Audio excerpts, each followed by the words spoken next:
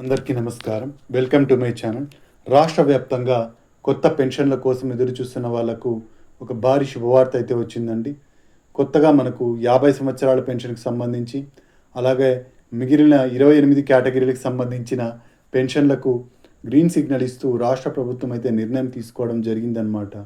అలాగే స్పౌస్ పెన్షన్లు, వితంతు పెన్షన్లకు కూడా మనకు ఈ కేటగిరీలకు సంబంధించి కూడా పెన్షన్లను విడుదల చేస్తూ ప్రభుత్వం అయితే నిర్ణయం అయితే తీసుకోవడం జరిగిందనమాట.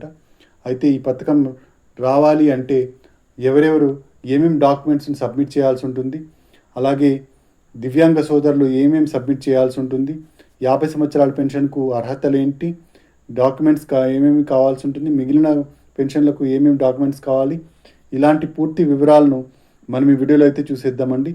ఎప్పటి నుంచి ఈ పెన్షన్లు విడుదల కాబోతున్నాయి, పెన్షన్లు ఎప్పుడు ఎవరెవరికి ఏ కేటగిరీలో వాళ్ళకి ఇవ్వడం జరుగుతుంది, ఇలాంటి పూర్తి వివరాలతో ఈ వీడియో చాలా ఇంట్రెస్టింగ్గా ఉండబోతోంది. మీరు ఇంతవరకు నా ఛానల్ను సబ్స్క్రైబ్ చేసుకున్నట్టయితే దయచేసి సబ్స్క్రైబ్ బటన్ పైన క్లిక్ చేసి గంట సింబల్ పైన ప్రెస్ చేసి ఆల్ పైన క్లిక్ చేయండి. దీనివల్ల నేను చేసే ప్రతి వీడియోకి నోటిఫికేషన్ మీకు అందుతుంది. ఏపీ ప్రభుత్వ పథకాలకు సంబంధించిన ఏ సమాచారాన్ని మీరు మిస్ అవ్వకుండా ఉంటారు. లైక్ చేయండి, షేర్ చేయండి, వీడియోని ఎక్కడ స్కిప్ చేయకండి, చివరి వరకు చూడండి. దీనివల్ల ఇంపార్టెంట్ పాయింట్స్ మిస్ అవ్వకుండా ఉంటారు. ఇక ఆలస్యం చేయకుండా వీడియోలోకి అయితే వెళ్ళిపోదాం. రాష్ట్ర వ్యాప్తంగా 50 సంవత్సరాల పెన్షన్కి సంబంధించి ప్రభుత్వం ఒక కీలకమైన నిర్ణయం అయితే తీసుకోవడం జరిగింది. ఎన్నికల మేనిఫెస్టోలో ప్రకటించిన విధంగా 50 సంవత్సరాలకే పెన్షన్ ఇవ్వాలి అని చెప్పేసి నిర్ణయం అయితే తీసుకోవడం జరిగిందండి. అయితే ఇది కేవలం ఎస్సీ, ఎస్టీ, బీసీ, మైనారిటీ వర్గాలకు మాత్రమే అందుబాటులోకి రాబోతోంది. మిగిలిన కేటగిరీలు ఎవరైతే ఉన్నారో ఓసీ కేటగిరీలు వాళ్ళు 60 సంవత్సరాలు దాటిన తర్వాతే పెన్షన్కి అయితే అప్లై చేసుకోవాల్సి ఉంటుంది. ఈ ఎస్సీ, ఎస్టీ, బీసీ, మైనారిటీ వర్గాలకు మాత్రం 50 సంవత్సరాలకే పెన్షన్ అయితే అందడం జరుగుతుంది.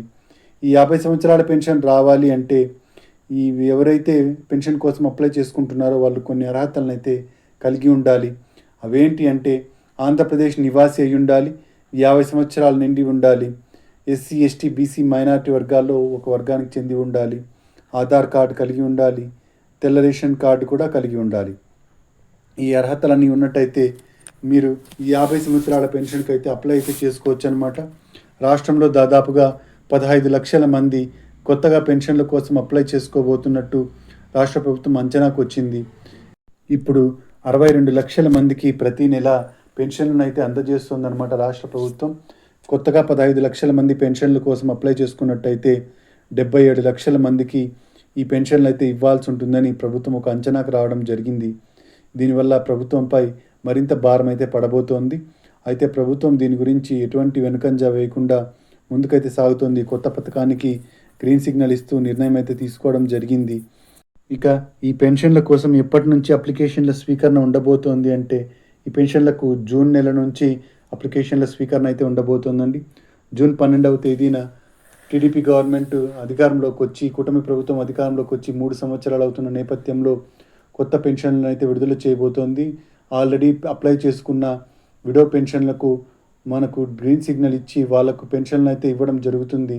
కాబట్టి మిగిలిన కేటగిరీలకు ఈ జూన్ నెల చివరి వారంలో పెన్షన్లకు అప్లై చేసుకోవడానికి అవకాశం అయితే కల్పించనున్నారండి.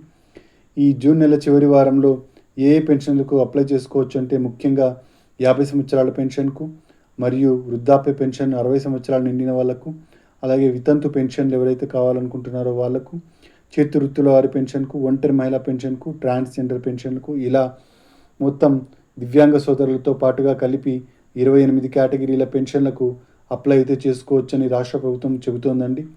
అయితే ఈ 50 సంవత్సరాల పెన్షన్కి అప్లై చేసుకోవడానికి కావాల్సిన డాక్యుమెంట్స్ ఏంటో ఒకసారి చూద్దాము.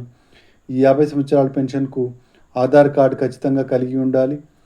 ఆధార్ కార్డు జిరాక్స్ కాపీ ఇవ్వాల్సి ఉంటుంది, తెల్ల రేషన్ కార్డు జిరాక్స్ కాపీ ఇవ్వాల్సి ఉంటుంది, caste certificate, income certificate xerox copy ఇవ్వాల్సి ఉంటుంది, అలాగే ఆధార్ అప్డేట్ హిస్టరీని అయితే ఇవ్వాల్సి ఉంటుంది.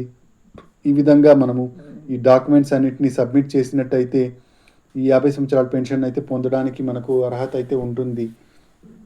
ఇక కొత్తగా వితంతు పెన్షన్కి ఎవరైతే అప్లై చేసుకుంటున్నారో వాళ్ళు భర్త యొక్క డెత్ సర్టిఫికేట్ని అయితే సబ్మిట్ చేయాల్సి ఉంటుంది.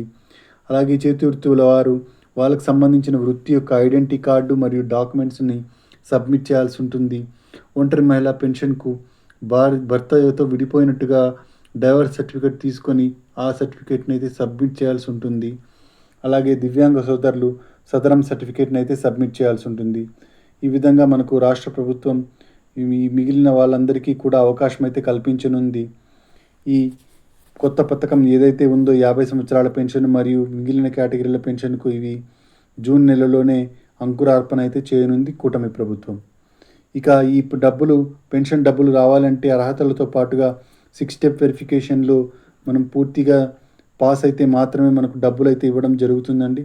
ఈ 6 స్టెప్ వెరిఫికేషన్ ఏంటి అంటే వాటిలో ముఖ్యంగా మనకు 6 అంచెల చెకింగ్ విధానం ఉంటుంది. మొదటిది వచ్చేసి ఆదాయం అండి. ఆదాయం వచ్చేసి గ్రామీణ ప్రాంతాల్లో 10,000 రూపాయలు ఉండాలి. పట్టణ ప్రాంతాల్లో 12,000 రూపాయలు, అంతకన్నా తక్కువే ఉండాలి, కానీ ఎక్కువైతే ఉండకూడదు.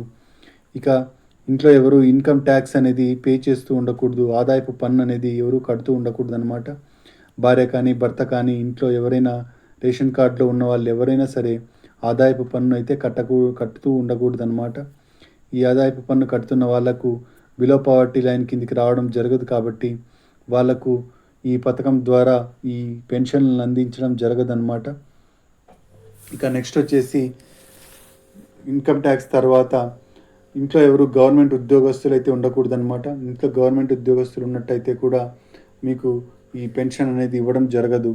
ఇక భూమి విషయానికి వస్తే వ్యవసాయ భూమి వచ్చేసి 3 ఎకరాల మాగాని 7 ఎకరాల మెట్ట మొత్తం కలిపి మెట్ట కలిపి 10 ఎకరాల లోపు ఉండాలి, కానీ అంతకన్నా ఎక్కువ అయితే ఉండకూడదన్నమాట.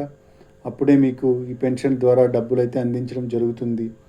ఇక నెక్స్ట్ది వచ్చేసి 1000 చదరపు అడుగుల కన్నా తక్కువ భూమి ఉండాలి. అప్పుడే మీకు పట్టణ ప్రాంతాల్లో 1000 చదరపు అడుగుల కన్నా తక్కువ ఉన్నప్పుడే మీకు ఈ పెన్షన్ రావడం అయితే జరుగుతుంది. ఇంట్లో ఎవరికి కార్ అనేది ఉండకూడదన్నమాట. ఇంటి అవసరాల కోసం కారు ఉండకూడదు. ట్యాక్సీ మరియు ట్రాక్టర్కి అయితే మినహాయింపు అయితే ఇవ్వడం జరిగింది. ఈ విధంగా మనకు 6 స్టెప్ వెరిఫికేషన్ ద్వారా చెకింగ్ చేసి అన్ని విధాలుగా మనకు సబబుగా ఉన్నట్టయితే మనకు డబ్బులు అయితే ఇవ్వడం జరుగుతుంది. కరెంటు బిల్లు కూడా 300 యూనిట్ల లోపు రావాలండి నెలకు. అప్పుడే మీకు పెన్షన్ రావడం జరుగుతుంది.